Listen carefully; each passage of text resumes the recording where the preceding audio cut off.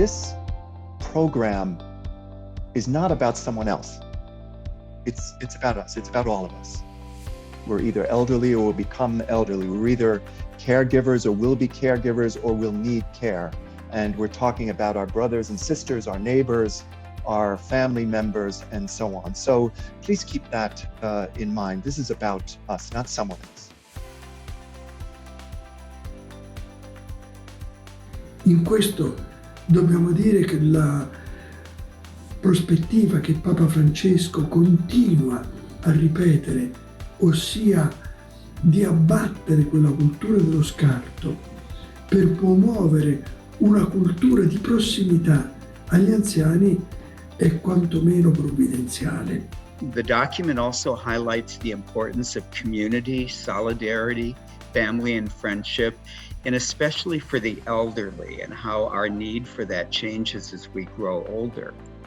And it mentions again this notion of personalization, which takes account of the fact that the elderly have different stories, they have different needs as they age, and that they need different kinds of care, that it is definitely not a one-size-fits-all. Even though the document talked about like the great tradition in our church of religious communities and congregations that have such a deep connection to the elderly and have done so for so many years, to think about how do we do that? If we want to imagine a future, we need to think of a future together. Pope Francis during the pandemic repeated many times that we cannot be saved alone. And I think that the elders are leading the way in this vision. My favorite line in this Vatican document is, "We are all in the same storm, but it is increasingly evident that we are on different boats and that the least seaworthy boats are sinking every day." Clearly, what we saw during the past year was that many older adults were in very leaky boats indeed. I have been so impressed over this past year that healthcare facilities and senior housing run by Catholic Charities and Catholic Health just did a Herculean job of taking care of older people and keeping them safe and taking care of them. We had administrators and staff who lived in the facility for months or who camped out in the parking lot in their campers or their RVs, so they'd be right by there. And they did that without a whole lot of protective equipment and all. And I think we do have to praise them and recognize just a heroic job that they have done, and we owe them so much of our gratitude. This is a joint venture, so to speak, of Catholic Charities USA, the community of Sant'Egidio, and the Catholic Health Association. And in that respect, I think it's a model for the kinds of things that a lot of us are going to have to figure out going forward. This is the time to restore not just buildings, but also the bonds of community that unite communities and families, the young and the old together. When the old and the young come together, what happens? The old dream dreams. They dream of a future for the young. And the young can take those dreams and prophecy and make them reality.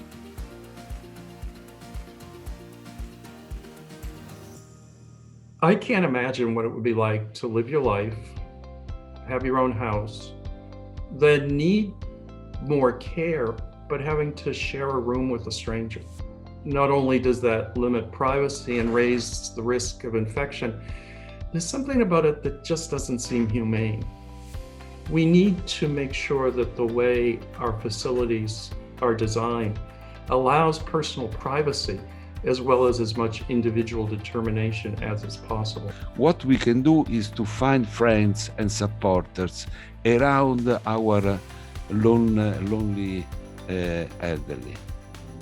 People want to stay in their own homes because when they're in their own environment, they feel comfortable. They worked really hard to own this house. It's a piece of kind of their legacy. And people live longer, actually, if they stay in their homes. And if someone's comfortable, and if we can help make them more comfortable and stay in their home, then we feel like everybody kind of wins. Il programma Viva gli Anziani è un monitoraggio attivo, cioè vuol dire noi gli anziani li andiamo a cercare perché gli anziani tante volte non sono in grado di cercare i servizi ai quali pure hanno diritto. Allora la comunità di Sant'Egidio attraverso questo programma si avvicina a tutti gli anziani, si avvicina a loro nelle loro case per sostenerli, per fare in modo che possano rimanere nelle loro case e possano rimanerci bene, perché la qualità della loro vita sia una qualità di vita migliore. I had gotten pretty bad the last time I went to the hospital, and they say, you know, you can get a social worker. And I said, really? And I called, and I ended up with Cheryl, and that just was my new family. And that's how I've been hanging in there. Every time I had problems, I called, and they were like mother and father to me.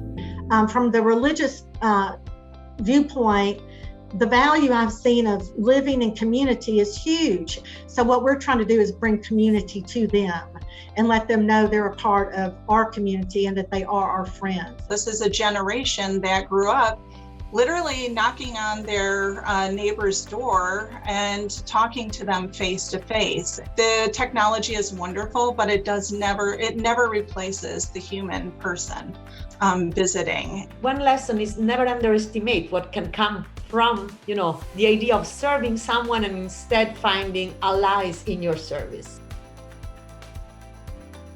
You think about, okay, retirement, I'm going to be looking forward to this, go see family, go visit, those kinds of things.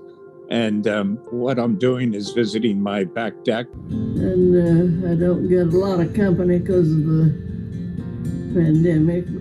I am by nature extremely social. So the first few months I actually found much more challenging than later on. One of the hardest things is being able to hug your family and be with your friends. We just don't do what we used to do, and I do miss it. But maybe in the future, I might do it again. Every person deserves to have that connection, that face-to-face. Everybody deserves face-to-face, particularly in their last moments of life.